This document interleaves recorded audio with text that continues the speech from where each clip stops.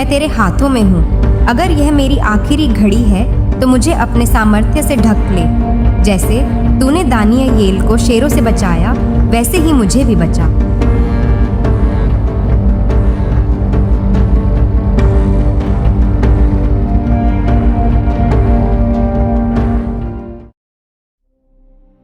उत्तर भारत के एक छोटे से कस्बे में जन्मी थी जेशी।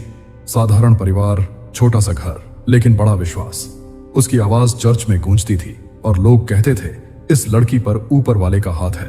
जेशी का सपना था प्यार, सम्मान और सेवा से भरा जीवन। लेकिन जब शादी का सपना पूरा हुआ तो उसके साथ आई एक सच्चाई जिसने उसके विश्वास को आग की भट्टी में डाल दिया। क्या होता है जब इंसान का लालच इंसानियत को निगल ले? क्या होता है जब एक मासूम लड़की को जिंदा जलाने की साजिश रची जाती है? और क्या होता है जब उस आग के बीच परमेश्वर का हाथ उसे ढक लेता है? यह है जेसी की सच्ची कहानी, विश्वास, धोखे और चमत्कार की। आग भी ना बुझा सकी उसके विश्वास की लौ।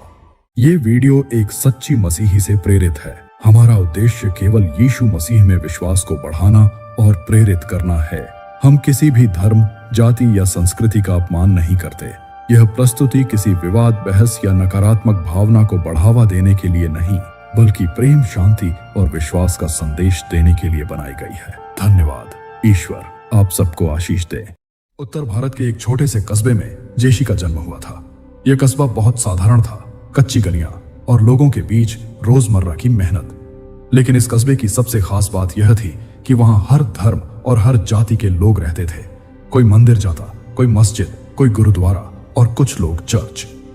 जेशी का परिवार ईसाई था। उसके पिता डाक विभाग में क्लर्क थे और माँ गृहिणी। घर बहुत बड़ा नहीं था, लेकिन वहां हमेशा प्रार्थना और गीतों की गूंज रहती।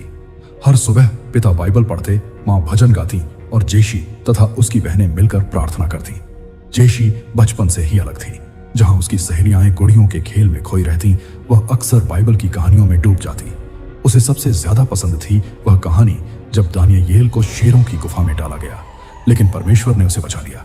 जेशी अक्सर सोचती, अगर मैं भी कभी किसी कठिनाई में फंसी तो मेरा परमेश्वर मुझे भी बचाएगा। उसकी आंखों में मासूमियत थी, लेकिन दिल में गहरा विश्वास। और चर्च में गायक मंडली में भी उसकी आवाज सबका मन मोह लेती। मोहल्ले के लोग कहते, ये लड़की साधारण नहीं है, इस पर ऊपर वाले का हाथ है। जेशी का एक सपना था। वह सोचती थी कि शादी के बाद उसका जीवन साथी भी उसके विश्वास को समझेगा। वे दोनों मिलकर जरूरतमंदों की मदद करेंगे, बच्चों को पढ़ाएंगे और परमेश्वर के प्रकाश को सब में बांटेंगे। लेकिन जेशी नहीं जानती थी कि उसका यह सपना किस तरह की परीक्षा से गुजरेगा। जेशी जब 22 साल की हुई तो उसके माता पिता को एक रिश्ता मिला। लड़का भी ईसाई परिवार से था और परिवार दिखने में बहुत प्रतिष्ठित लग रहा था। पिता बिजनेस करते थे, गाड़ी बंगला सब था। लोग कहते थे यह रिश्ता तो सोने पे सुहागा है। शुरुआत में सब कुछ बहुत अच्छा लगा। लड़का सभ्य लग रहा था, परिवार भी चर्च आता जाता था। जेशी को भी लगा कि यह वही जीवन साथी है जिसकी वह प्रार्थना करती रही है। शादी की तैयारी धूमधाम से होने लगी। जेशी के माता पिता ने अपनी हैसियत से कहीं ज्यादा खर्च किया। गाड़ी दी, 20 लाख रुपए नकद दिए और साथ ही बहुत सारा सामान भी दिया। कस्बे में यह शादी चर्चा का विषय बन गई। जेशी के लिए यह सब किसी सपने जैसा था। चर्च में उसने सफेद गाउन पहना, हाथ में गुलदस्ता पकड़ा और परमेश्वर से मन ही मन कहा, हे प्रभु, मेरे इस नए सफर को आशीष देना। उस वक्त उसे नहीं पता था कि यह सफर उसके विश्वास की सबसे बड़ी परीक्षा बनने वाला है। शादी का दिन पूरे कस्बे के लिए त्योहार जैसा था। जब जेशी ने वेदी पर खड़े होकर अपने दूल्हे के साथ वचन लिए, सुख दुख में, बीमारी और स्वास्थ्य में जीवन भर साथ निभाने के, तो उसकी आंखों में आंसू थे। यह आंसू खुशी और उम्मीद दोनों के थे। चर्च से बाहर निकलते ही भीड़ ने तालियां बजाईं। गाड़ी में बैठाकर जेशी को विदा किया गया। माता पिता ने आशीर्वाद दिया और मां की आंखें आंसुओं से भर गईं। बेटी, अब तू अपने नए घर जा रही है, हमेशा परमेश्वर पर भरोसा रखना। ससुराल पहुंचते ही जेशी ने देखा कि घर वास्तव में वैसा ही है जैसा लोगों ने बताया था। बड़ा बंगला, संगमरमर के फर्श, ड्राइंग रूम में झूमर और बाहर पोर्च में खड़ी महंगी गाड़ियां। बाहर से देखने में यह परिवार संपन्न और सम्मानित लगता था। सास ने मुस्कुराकर स्वागत किया, लेकिन उस मुस्कान में एक अजीब सी ठंडक थी। ससुर ने भी गले लगाया, मगर उनकी आंखों में गहरी जांच परख झलक रही थी। जेशी ने सोचा, शायद मैं ही ज्यादा सोच रही हूं। नए रिश्ते को अपनाने में समय लगता है। शादी के शुरुआती कुछ दिन अच्छे गुजरे। परिवार ने बाहर से अच्छा बर्ताव किया। चर्च में सबको दिखाते कि उनकी नई बहू कितनी सुंदर और धार्मिक है, लेकिन घर के भीतर का माहौल धीरे धीरे बदलने लगा। ससुराल वाले बार बार शादी में दिए गए पैसों और सामान का जिक्र करने लगे। इतना तो किया है तुम्हारे माँ बाप ने, और करते तो अच्छा होता। हमारा बिजनेस बहुत बड़ा है और हमें और पूंजी चाहिए। तुम्हारे पिता से कहना कि कुछ और मदद करें। पहले तो जेशी ने अनसुना किया, लेकिन जब बार बार वही बातें होने लगी तो उसे अजीब लगा। शादी से पहले उसका पति बहुत मीठा और सभ्य लगता था, लेकिन अब उसका असली स्वभाव सामने आने लगा। वह अक्सर बिजनेस की बात करता और कहता, जेशी तुम्हारे पापा अमीर हैं, उन्होंने बस 30 लाख दिए, गाड़ी दी, इतना सब किया, और थोड़े पैसे देंगे तो क्या बिगड़ेगा। मेरे पापा ने अपनी सामर्थ्य से बढ़कर सब कुछ दिया है, अब मैं उनसे और नहीं कह सकती। हमें जो है उसी में संतोष करना चाहिए। लेकिन यह जवाब उसके पति को पसंद नहीं आया। वह चिड़चिड़ा होने लगा, छोटी छोटी बातों पर गुस्सा करने लगा। सास भी ताने देने लगी। हमने सोचा था अमीर घर की बहू आ रही है, लेकिन तुम्हारे घर वालों ने तो नाम के लिए ही कुछ दिया है। जेशी चुपचाप सब सुनती रही। उसे याद आता कि उसकी मां ने कितनी मेहनत से सब इंतजाम किया था। उसके पिता ने कई सालों की जमा पूंजी खर्च कर दी थी, लेकिन वह हर रात प्रार्थना में कहती, हे प्रभु, तू जानता है कि मेरे माता पिता ने अपना सब कुछ दिया है, मुझे धैर्य दे और मुझे सही राह दिखा। जेशी समझ गई कि उसका सामना ऐसे लोगों से है जो दिखावे में धार्मिक है, लेकिन दिल से लालच के गुलाम है। एक दिन ससुर ने जेशी को साफ शब्दों में कहा, देखो, हमें बिजनेस में और 20 लाख की जरूरत है। अपने पापा से कहो, नहीं तो हम समझेंगे कि तुम्हें अपने परिवार की इज्जत की परवाह नहीं। जेशी ने जवाब दिया, पापा ने पहले ही सब कुछ दिया है, अब मैं उनसे और मांगने की हिम्मत नहीं कर सकती। हम परमेश्वर पर भरोसा करें, वही रास्ता निकालेगा। यह सुनते ही घर में तूफान मच गया। पति गुस्से से चिल्लाया, सास ने उसे अपशब्द कहे और पूरे घर का माहौल जहरीला हो गया।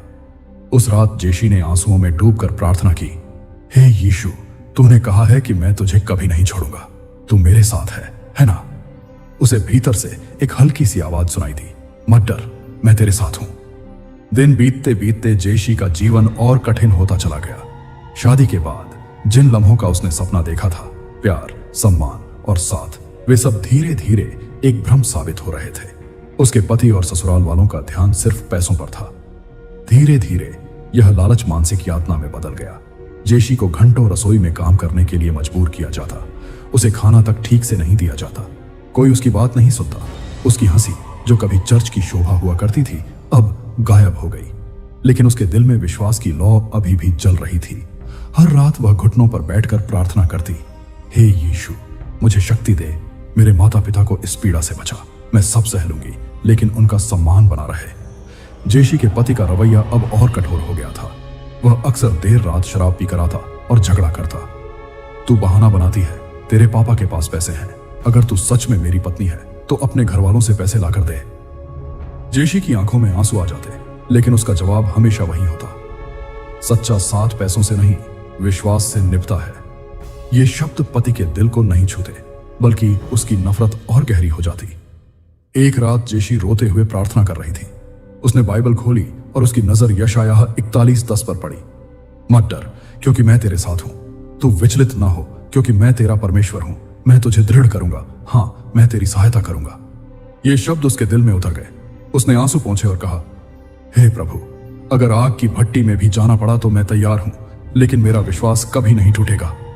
उधर ससुराल वालों का लालच अब नफरत में बदल चुका था। वे सोचने लगे कि अगर जेशी जिंदा रही तो समाज में उनकी पोल खुल जाएगी और उन्हें कभी पैसे नहीं मिलेंगे।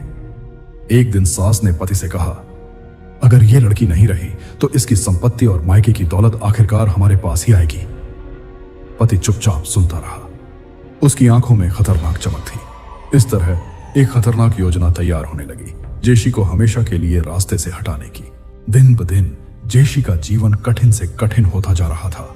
ससुराल वालों की नजर में वह एक बोझ बन चुकी थी, क्योंकि उनके लिए उसका कोई महत्व नहीं था।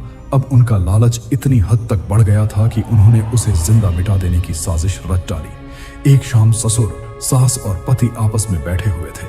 दरवाजा बंद था और आवाजें धीमी। अब और बर्दाश्त नहीं होता, ससुर ने गुस्से से कहा, यह लड़की ना पैसे लाती है, ना हमारे कहने पर चलती है। अगर ये जिंदा रही तो हमारी बदनामी और बढ़ेगी। पति ने धीमे स्वर में जवाब दिया, तुम सही कह रहे हो। अगर इसे रास्ते से हटा दिया जाए तो सब कुछ हमारा हो जाएगा। लोग कुछ दिन बातें करेंगे, फिर सब भूल जाएंगे। सास की आंखों में क्रूर चमक थी।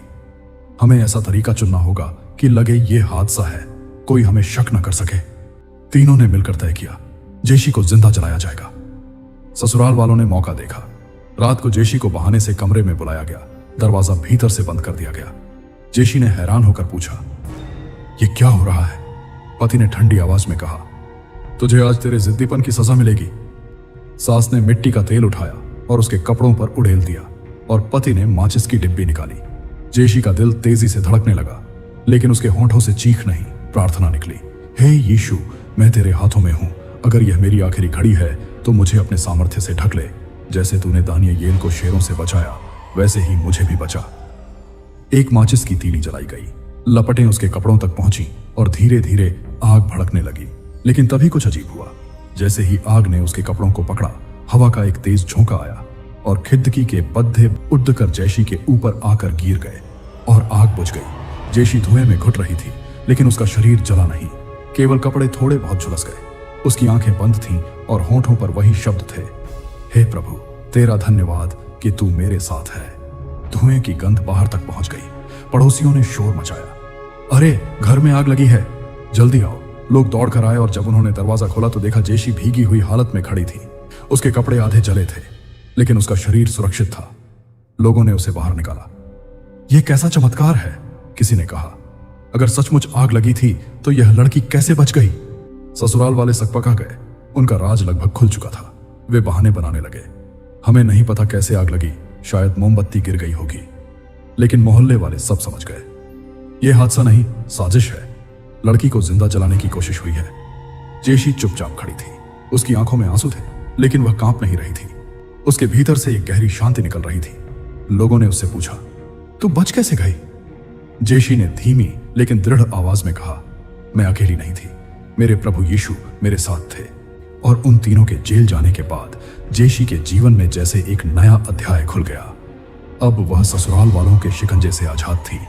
जेशी अपने माता पिता के पास वापस आ गई। मां ने उसे गले से लगाया और रोते हुए कहा, बेटी, हम तुझे खो बैठे थे, लेकिन परमेश्वर ने तुझे लौटा दिया। पिता की आंखों में भी आंसू थे, पर उस आंसू में गर्व था। मायके में लौटने के बाद जेशी को शांति का एहसास हुआ।